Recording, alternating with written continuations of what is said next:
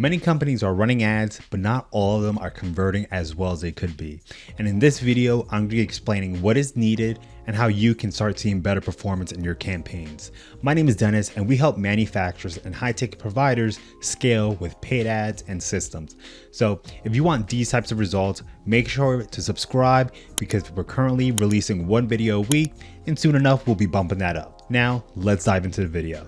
One of the top reasons why companies' campaigns are not converting as well as they should be is because they are not performing market research. They tend to just look at their competitors and kind of just going off of that. Now, that can be a good strategy, but it should not be the only one to go for.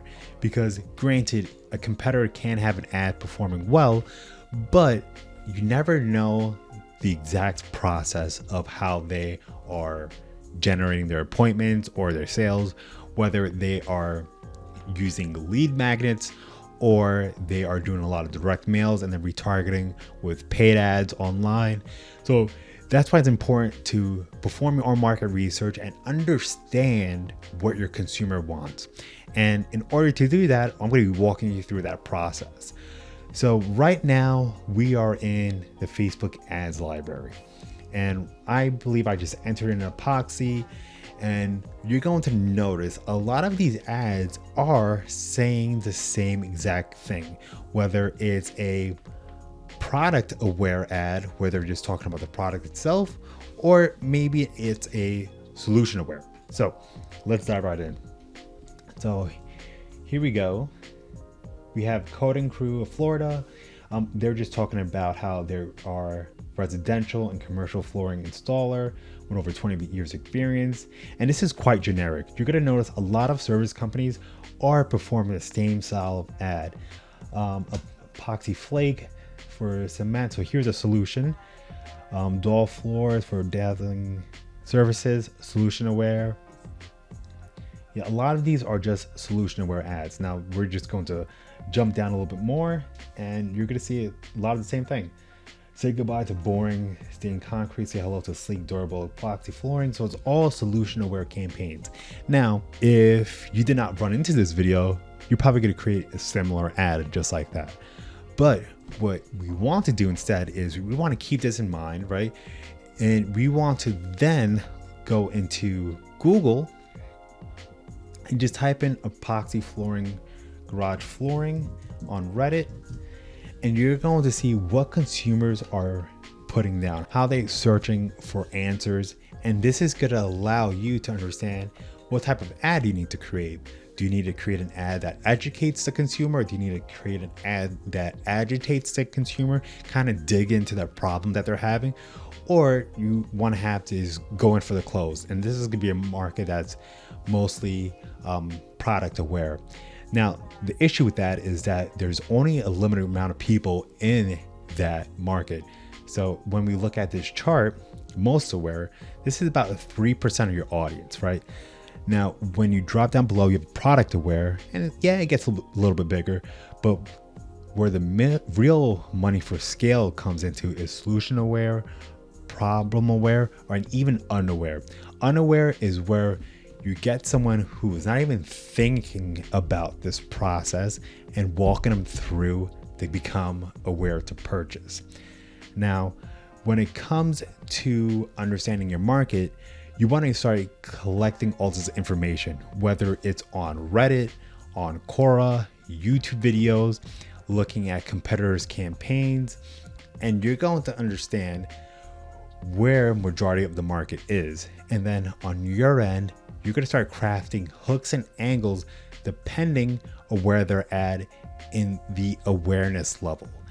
And this is going to be something that's going to set you apart from competitors, because when you find an ad that's performing well and you begin to scale and your acquisition cost is not skyrocketing, this is when you know that you're getting a consumer that is either problem aware, a little bit further down, or even unaware, where you going to be able to scale and have a reasonable acquisition cost.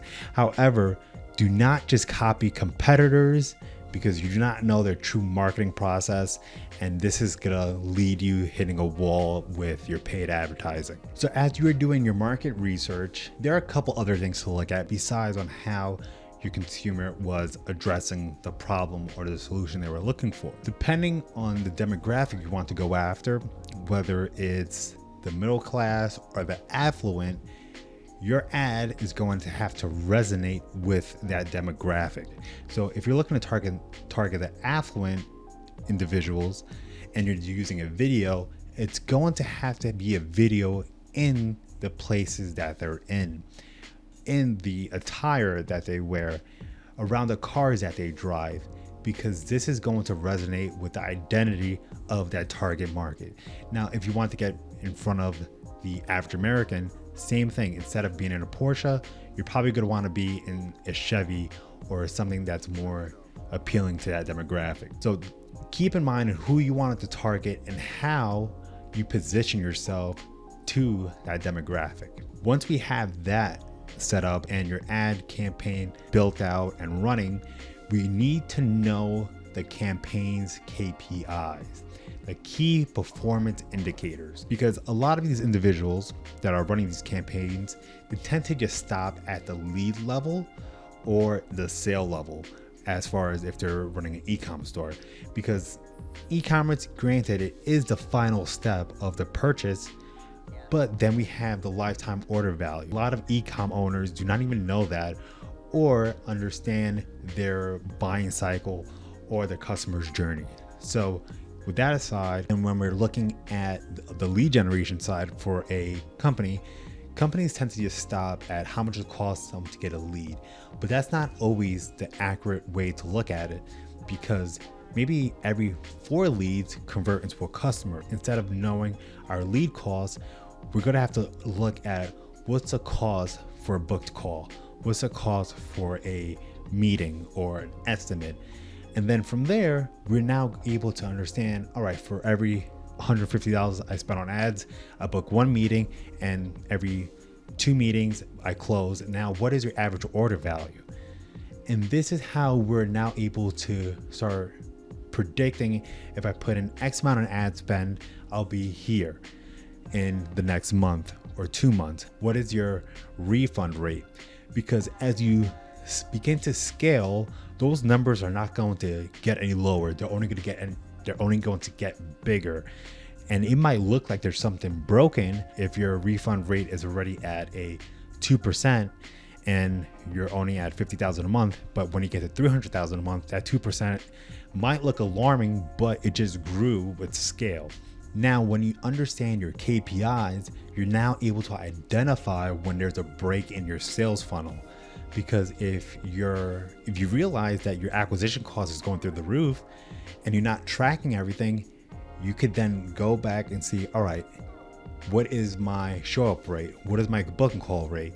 And if one of these numbers are in the gutter or sky high, that's going to be able to indicate where the drop off is and where you need to put your attention to. These are going to be the 3 elements to look at to identify if your campaign's ready to scale. Do your market research, make sure your campaigns are designed around your consumer's identity, and lastly, know your KPIs. Now, if this is something that you want someone else to handle for you, you could have the opportunity to click the link below, schedule a call with me or one of my teammates, and we'll be able to walk you through the process and build out an exact funnel for you and your organization. Anyways, thank you for watching this video. I hope you enjoyed this, and make sure to like, subscribe, and we'll hit you with another video next week.